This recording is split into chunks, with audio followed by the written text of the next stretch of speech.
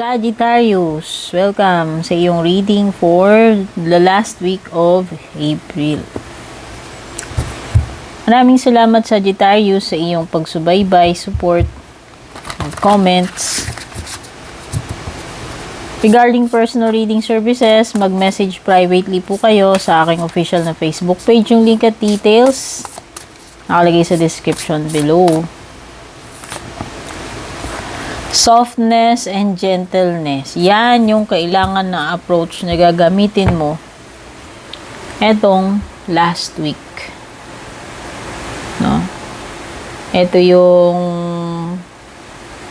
instead na galit, mas maging loving ka, malumanay. Okay? Softness and gentleness yung kailangan na approach dito sa situation na to if you're dealing with someone, no? Kailangan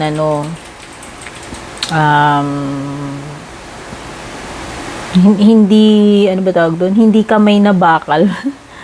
hindi sa aggressive way. 'Yon, hindi aggressive way. Mas mas refined or dahan-dahan kailangan yung approach mo. So siguro mas kailangan mo habaan yung pasensya mo, no? Kailangan mo mas to listen instead na ano ba tawag dito, listen bago ka mangatwiran, or listen instead na maging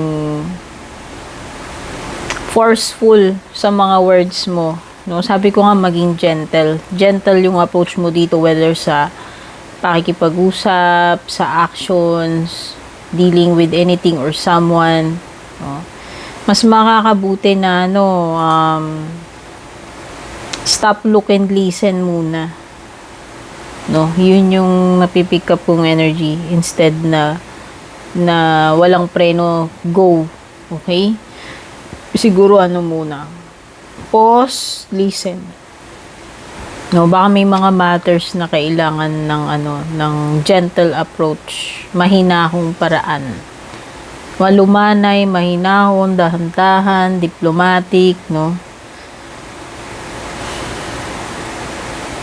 Okay, pwedeng iba, kailangan nyo maging gentle sa sarili ninyo. Okay, baka yun yung kailangan ninyo. Bukod sa pagiging gentle ng approach sa mga situation or ibang tao, pwedeng iba ang kailangan ng gentleness yung sarili ninyo mismo. Baka masyado kayong unforgiving or harsh or critical sa sarili ninyo. Ayan, whether this gentleness is kailangan mong gawin sa iba or gawin para sa sarili mo.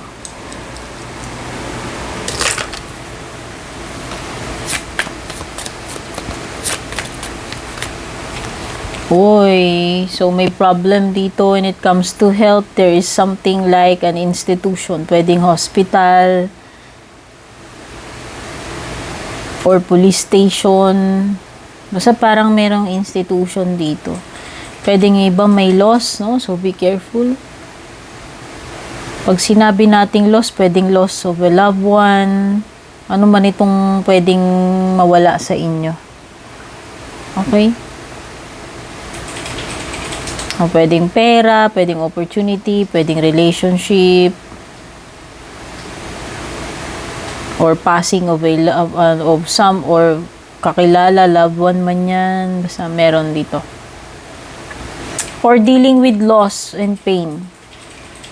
Okay, pwedeng iba may surgery, pwedeng may tinanggal, no? Natanggal sa trabaho, may tinanggal during the surgery.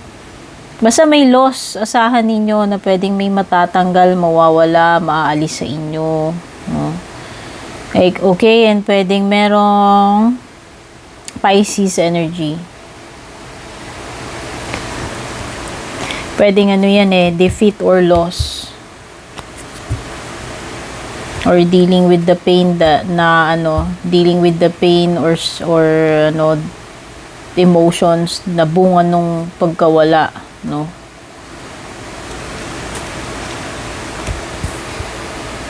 Love life mo, Sagittarius.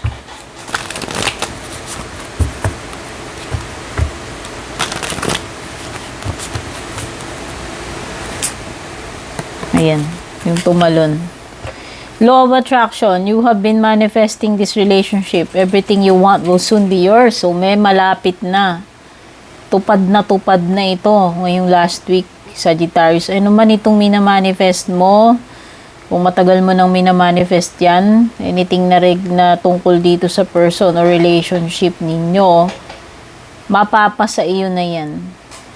No, halimbawa, nag-expect ka, yung iba nagmamanifest kayo na magkakaroon kayo ng person, asawa, lalo na yung mga single, no? Kung minamanifest nyo yung matagal na, possible na ipagkaloob sa inyo, mapasa inyo na yan this, last week ng April.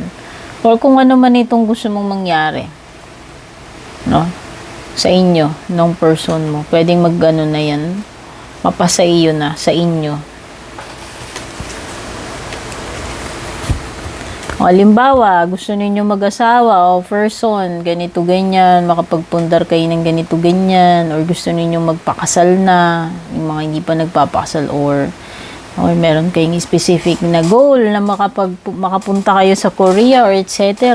No, pwedeng mga goal, pwedeng goal or gustong mangyari sa relationship or para sa isa't isa, or para sa inyong dalawa, or minamanifest ninyo magkaroon ng person, kung wala kayong person, yun yung mga ganyan. Or yung iba, baka gusto nyo na magka-baby. Depende kung ano tong mga minamanifest ninyo. Kung mag-asawa man kayo, mag-jowa, or single pa lang. Ano pa yung mga paparating sa inyo? Sagittarius, last week, you need to defend yourself. Nako, shield. Protektahan mo yung sarili mo, or kailangan mo ipaliwanag, ipagtanggol yung sarili mo dito. Mapuputon, para ka mapuputon trial dito, Sagittarius, no? Ayan. Darating ka sa point ngayong last week na kailangan mong ipagtanggol yung sarili mo, or depensahan, protektahan, no? Baka may mga seryosong sitwasyon na kailangan mong i-prove yung sarili mo, no? Do not be tempted to lower your standards. Yung mga prinsipyo mo, wag mo ibababa.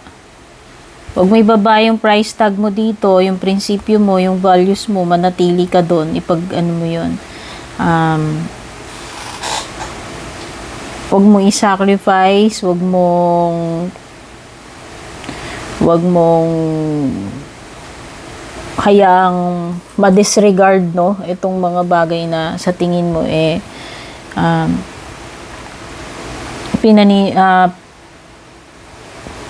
prinsipyo mo. Syempre hindi pwedeng i-disregard yung mga values and prinsipyo. Importante karangalan yan. Importante karangalan at prinsipyo mo dito, Sagittarius. Yun yung nakataya. Kaya nga siguro kailangan mo i-defend yung sarili mo. I-prove mo, no? Kasi karangalan or prinsipyo mo yung nakataya dito values mo, or pwedeng reputation mo. Kaya importante na ipaglaban mo yan. Depensahan mo yung sarili mo dyan. Pwedeng iba dito, magkaroon kayo ng problema about depression, anxiety. Ayan. Pwede kasing merong bumabagabag sa isip nyo dito about someone. Hindi ko alam kung meron ba kayong kaaway or feeling ninyo merong kumakalaban sa inyo or umaargabyado. Ayan. Para kasing nagwo-worry ka dito. Nagkukos sa'yo ng depression, anxiety, tong pag-iisip mo dito na merong someone against you. Kung sino man yan tinutukoy dyan.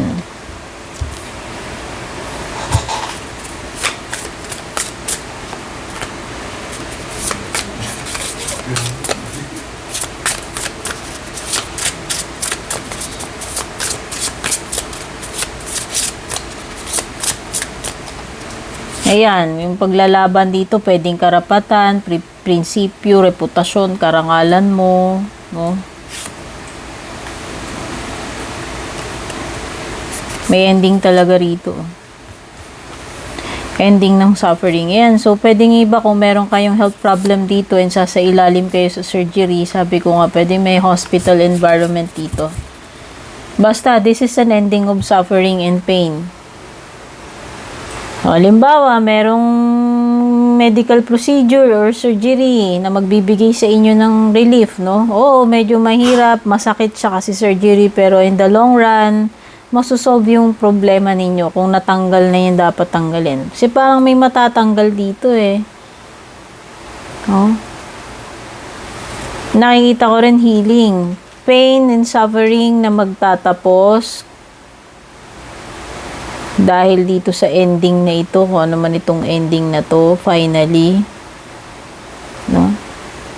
May mawawala sa'yo, may matatanggal sa'yo, no? Tao man yan, bagay, sitwasyon, no? Pwedeng sa health, pero yung makakabuti sa yun, mas makakaano ka eh, magkakaroon ka ng relief, no? Matatapos yung relief, yung pain, yung suffering once na matanggal na yan. So ito ay difficult man yung ending na yan, pwedeng masakit, pero magdudulot sa iyo ng kaginhawaan in the long run, no? Okay, merong Pisces energy, very prominent water sign, merong kang Cancer, Scorpio, Pisces energy dito. Okay. So, some of you nakikita ko,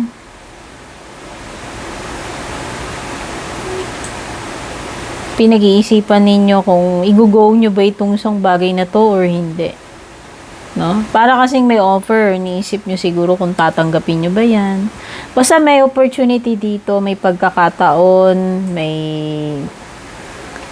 merong ibinibigay sa inyo dito. Kumbaga, pwedeng inaabot sa'yo, nireregalo, inaalok, no? Pag-iisipan mo munang mabuti. Okay? So, nakikita ko dito mas kalmado yung energies ninyo. Once na mag-end na to, yun yung nakikita ko eh. Kailangan mo na dumaan dito sa masakit na ending or separation.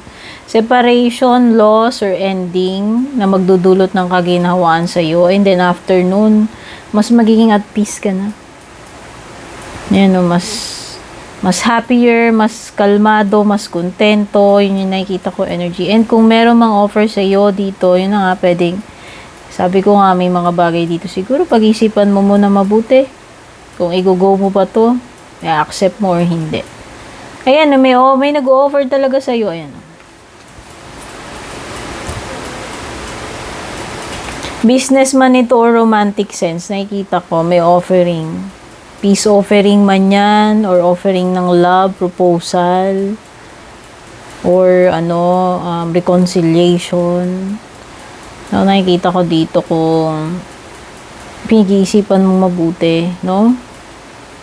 Kung tatanggapin mo ba yan, hindi. Okay? Tignan natin. Closing message for you, Sagittarius.